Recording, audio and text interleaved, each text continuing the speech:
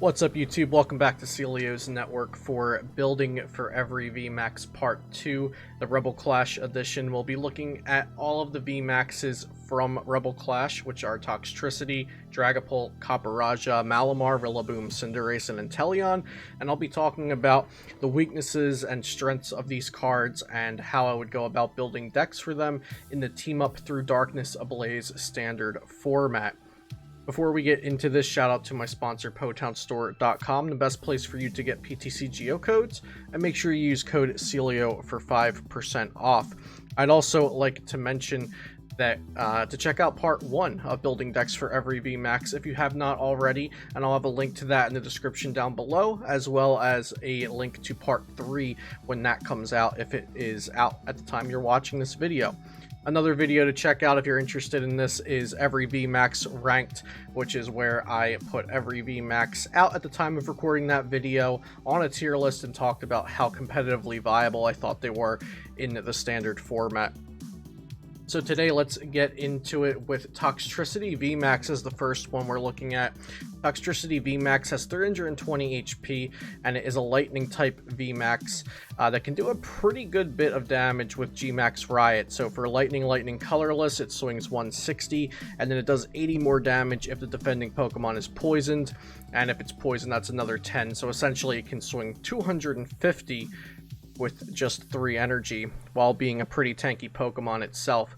Being a lightning Pokemon, some of the advantages it has include Tapu Koko Prism with Dance of the Ancients to accelerate energy, and then also the special Speed Lightning Energy card, which is a special energy that counts as lightning, and when you attach it, you get to draw 2 cards. So energy acceleration and card draw, 2 pretty good strengths to have.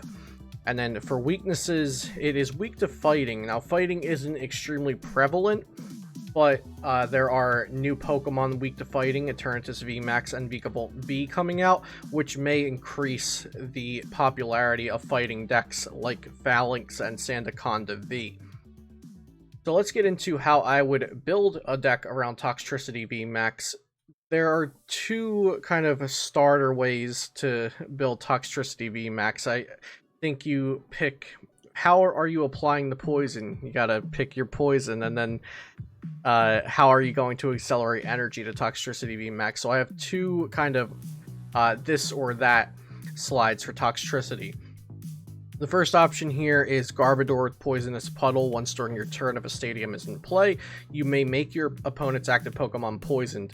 So here, you're evolving up to a stage 1, but every turn, as long as there is a stadium in play, doesn't matter if it's yours or your opponent's, you get to apply poison to the defending Pokemon, and then you Gmax Riot for 240 damage plus poison, doing a bunch of damage, and then that poison hopefully keeps affecting the opponent's Pokemon.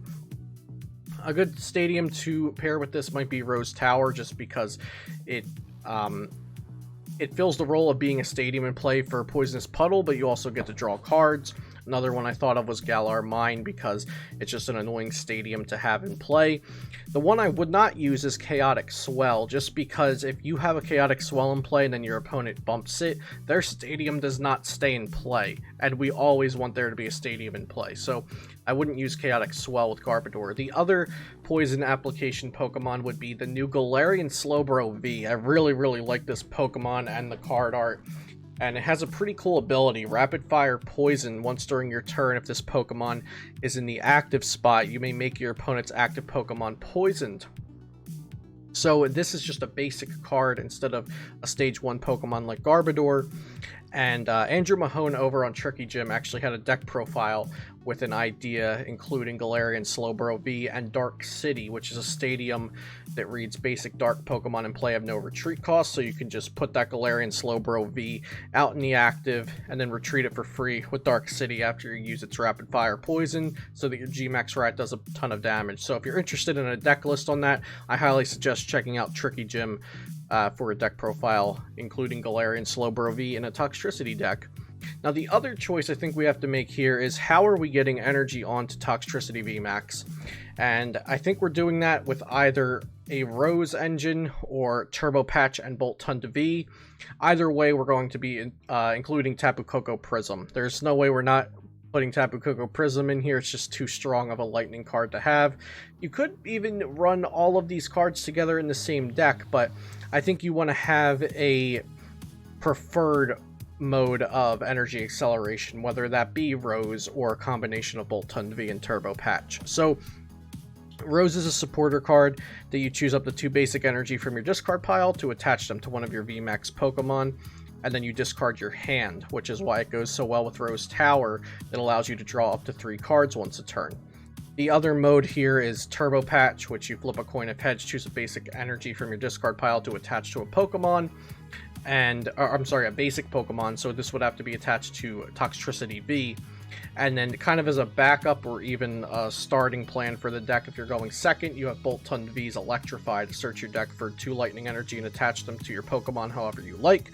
And then you also have Boltstorm as a backup attack, which is a really solid attack. So Turbo Patch, if you flip heads, that's great. If you don't, you have Boltund V there.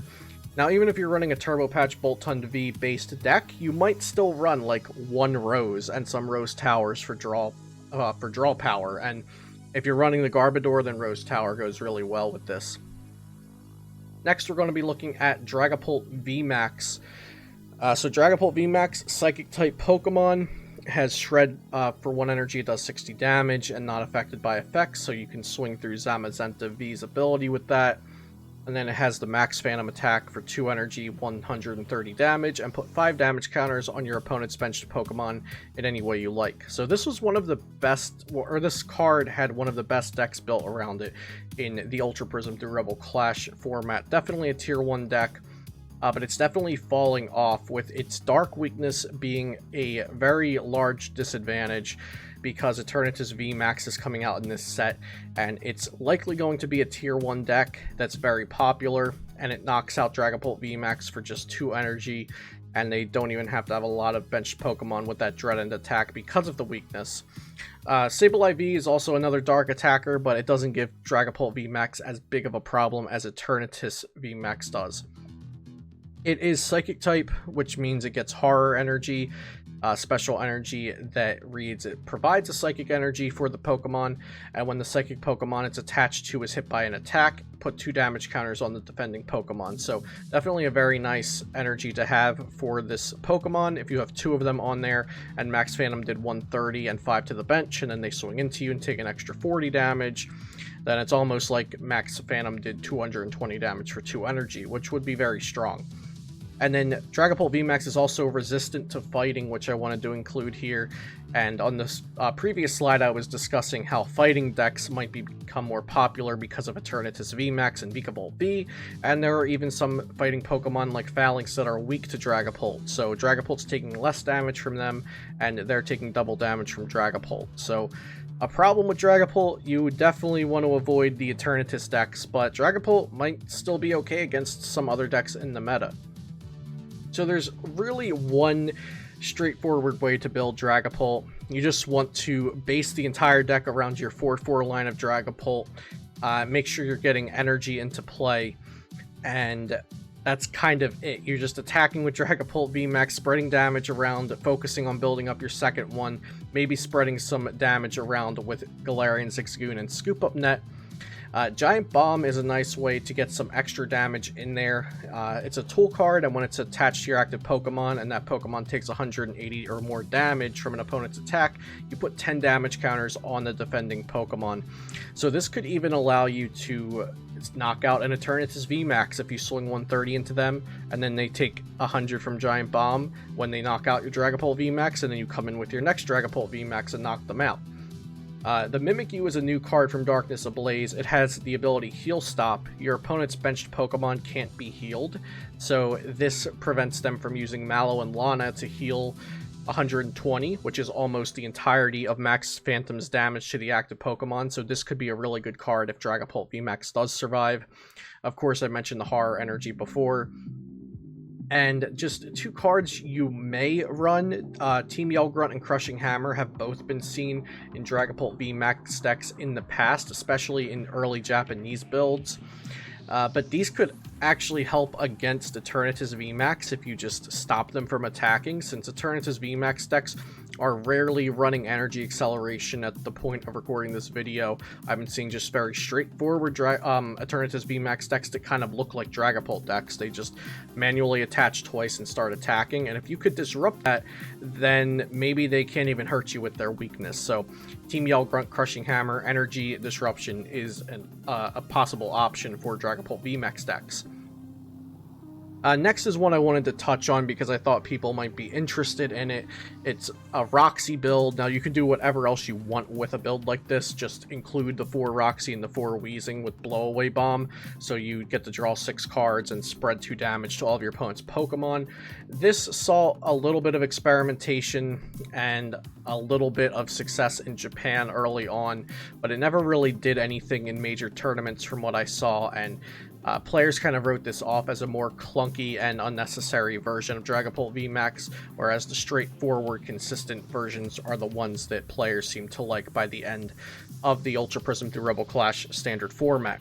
One other one, just some kind of cute cards thrown in that I personally like, but I'm not sure if they could ever consistently work with Dragapult VMAX, but pretty cool if you wanted to try it out. The new Arctozolt and the new Spikemuth Stadium. So Arctozolt evolves from the rare Fossil. It's a stage 1 Fossil Pokemon, and it has the ability Numbing Vortex. Whenever your opponent attaches an energy from their hand to one of their Pokemon, put 2 damage counters on that Pokemon.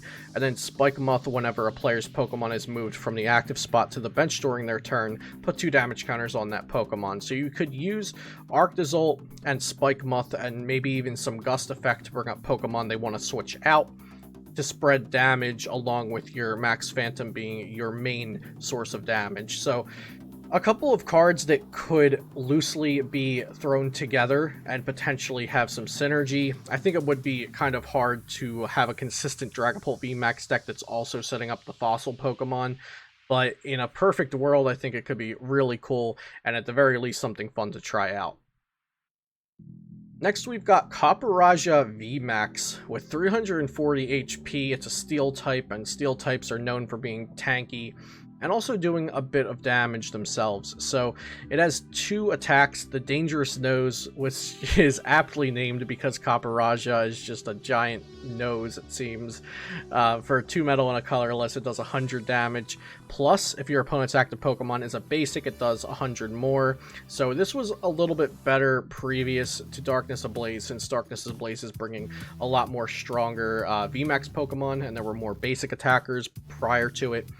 But Dangerous Nose, if you're swinging 100, then cleaning up with G-Max Hammer, or you're doing Dangerous Nose twice to basic Pokemon, you're always 2-shotting them for 200.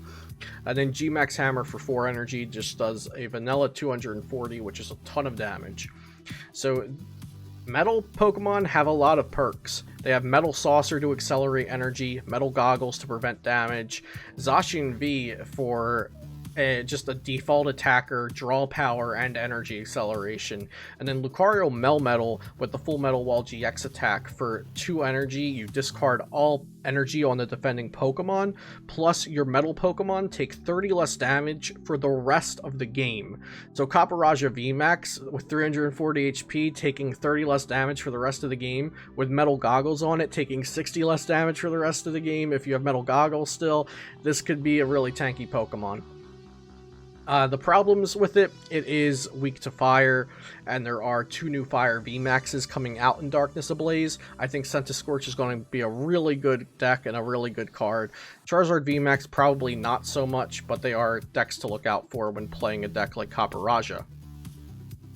So I have a few ways that we could possibly build Copperajah VMAX. The first one is kind of just the basic way that I think a lot of players have already tried. Just make it consistent. Consistently try to attack with Lucario Melmetal's Full Metal Wall GX attack on turn 2, and then start swinging in with Copperajah VMAX on turn 3. You have to draw power with Intrepid Sword, energy acceleration with Metal Saucer, damage reduction with Metal Goggles. You can even run energy switches, so you can Intrepid Sword energy onto Zacian and switch them off to Copperajah, or even energy switch those energies you used for Full Metal Wall GX off of Lucametal and onto Copperajah VMAX. The next one is focusing a little bit more on the energy denial. So I still think you'd be using that basic core from the first slide, but here you might be cutting some consistency cards or something like the metal goggles or the energy switches for some more energy removal. So Crushing Hammer to get rid of basic energy, or energy, sorry. Crushing Hammer to get rid of energy, Team Yell Grunt to get rid of energy, and then Scizor V to get rid of special energy, as well as a Pokemon tool. Scizor V is a new card from Darkness Ablaze with the Tear Off attack. For 1 metal, it does 30 damage, and you discard 1 Pokemon tool and 1 special energy from your opponent's active Pokemon. So I think Scizor V actually has a lot of value in that first attack. And if your opponent attaches a special energy as their first energy attachment, you might not want to waste Full Metal Wall GX on just that 1 energy, so you could potentially switch into something like Scizor V and use Tear Off. The other variant, this would be a little less focused on Copperajah VMAX, but the new Galarian Stunfisk V is something that I'm pretty excited about building around. New card from Darkness Ablaze. It has the Metal Skin ability. This Pokemon's max HP is increased by 20 for each metal energy attached to it.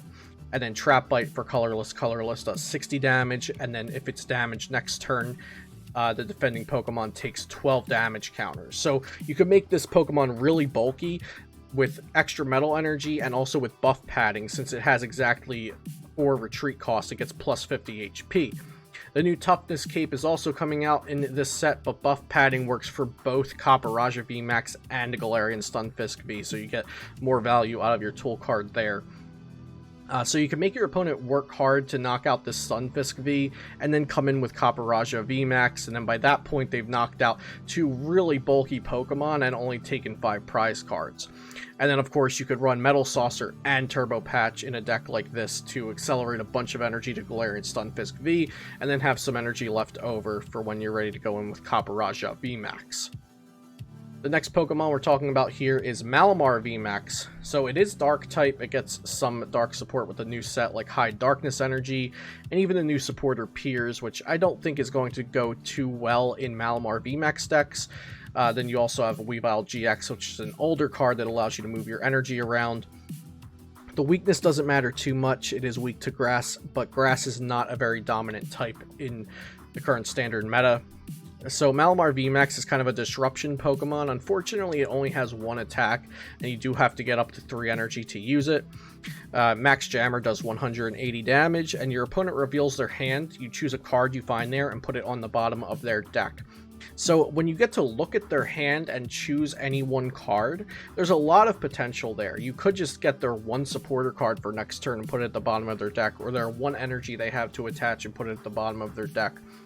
So we're going to want to build off of that disruption idea with most of our Malamar VMAX decks. First here, I just want to look at the base, kind of like I do with all of the VMAXs. We're probably going to want a way to accelerate energy to this Pokemon, so I think Rose is a really great way to do that. 2 basic energy from the discard pile to it, and then discard your hand.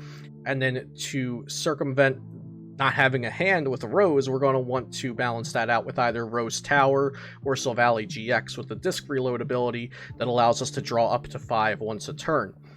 Then we're going to want to just use Marnies and Reset Stamps to lower our opponent's hand, so there's an even better chance that they only have 1 card there that's very good when we go to Max Jammer them. I have 2 builds to kind of build off of from this base one. The next one is a little bit more, it can run on its own, but then the last one, we're still going to want some kind of energy acceleration from Rose. So in this next one, we probably won't need Rose, because we can use Red and Blue to accelerate energy to Weavile GX, and then move that energy with Shadow Connection over to Malamar VMAX. We could also run Tag Call to get that Red and Blue, and to get an Umbreon and Darkrai out of our deck, because Dark Moon GX instantly knocks out the defending Pokemon, and your opponent can't play trainers next turn. It's a really, really strong attack if you could pull it off.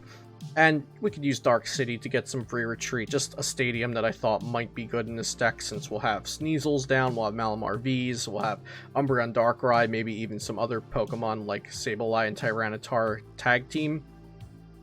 So Dark City could definitely get some value for us. And then the last build I thought of for Malamar VMAX includes Magneton with the Call Signal ability.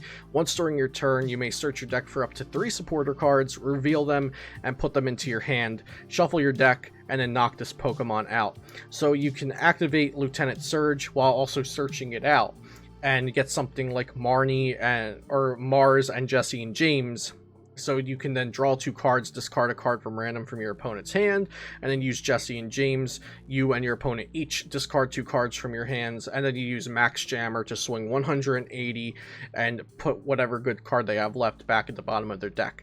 Now, Magneton, we're probably going to have to use this after we've already set up our energy on Malamar VMAX. So we'd probably have Rose last turn, draw back up to 5, and then next turn we pop Call Signal, and we go Surge, Mars, Jesse, James, Max Jammer, and hopefully our opponent will not be able to play the game effectively anymore because we're disrupting them to a point where they don't have a lot of good options. And that's the goal with the Malamar VMAX deck.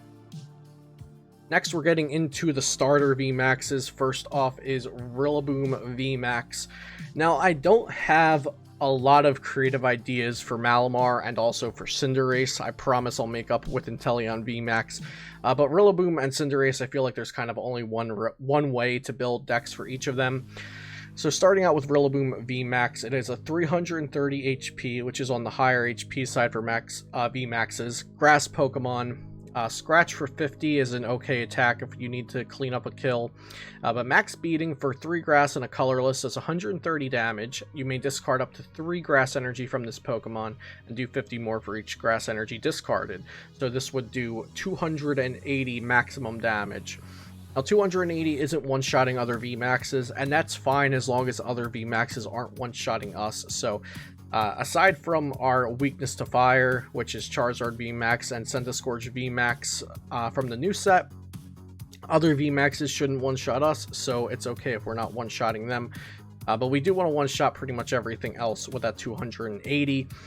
So some grass support that this card has, it actually has really great support. The Rowlet and Alolan Exeggutor tag team can Super Growth Evolve the non-VMAX Rillaboom on turn 1 going second, and that Rillaboom uses Voltage Beat to search your deck for grass energy and attach it to the Rillaboom VMAX.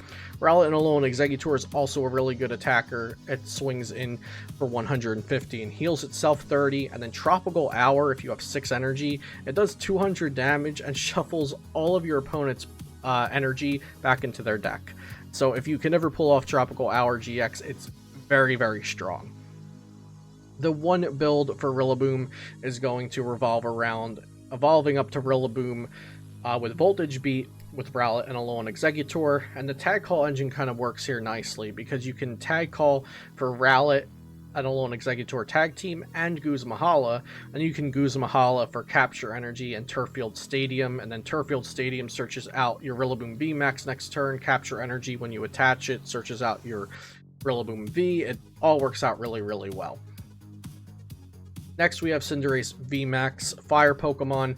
I do think this gets overshadowed by Centiskorch VMAX a bit, but there are some things Cinderace VMAX can do that Centiskorch cannot. So Cinderace VMAX has 320 HP. Like I said, it's a fire type. Its main attack here is counter, fire, and colorless. It does 30 plus however much damage was dealt to this Pokemon last turn, so it's not good on turn 2 when you just evolved into it, but after that it's pretty good when this Pokemon has already been damaged. The other attack, Max Pyro Ball, this is the attack you're going to be aiming to use on turn 2.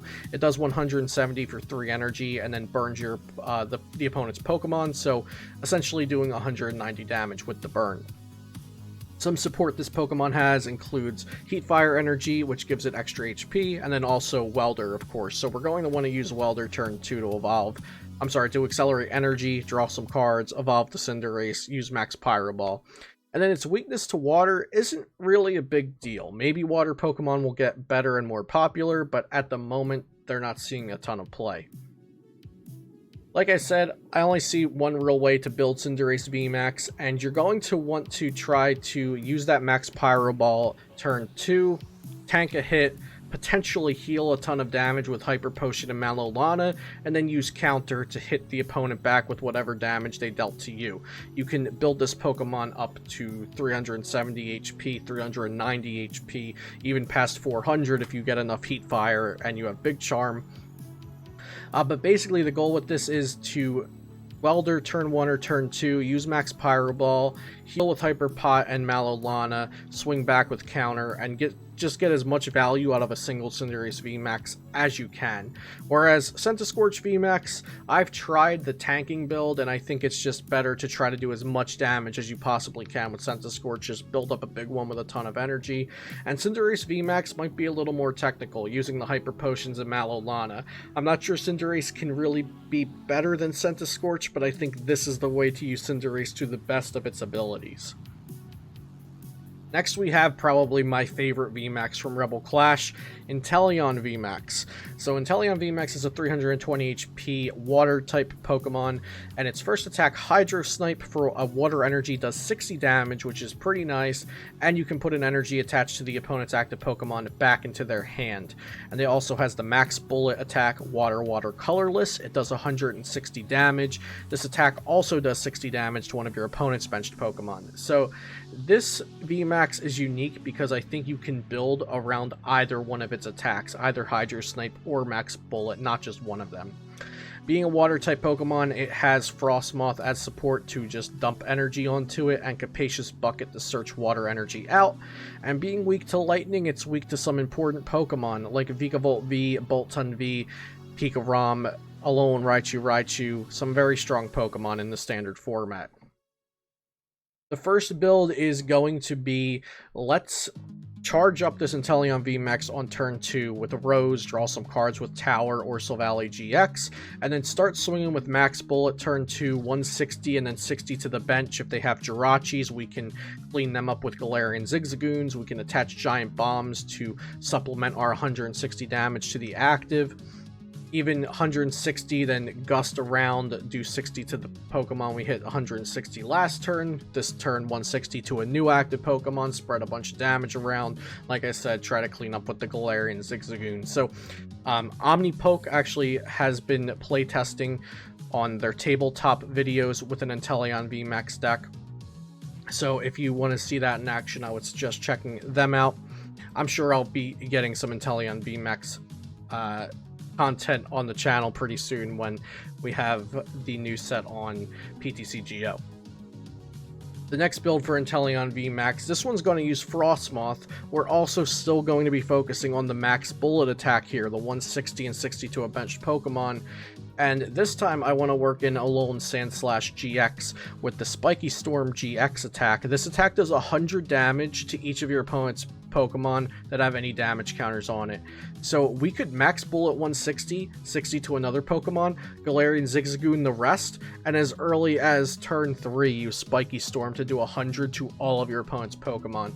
So I think this deck has some weaknesses, like if they're playing Mew, or if they're a Lightning deck, or if we just don't get to ever pop off like that.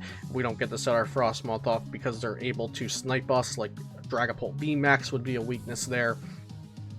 But this also does have a ton of potential with that 100 damage to just everything, if you can just get at least 1 damage on everything. So you'd be cleaning up the Denes and Crobats and Jirachis, maybe even the main attacker and the active that you damaged a bit.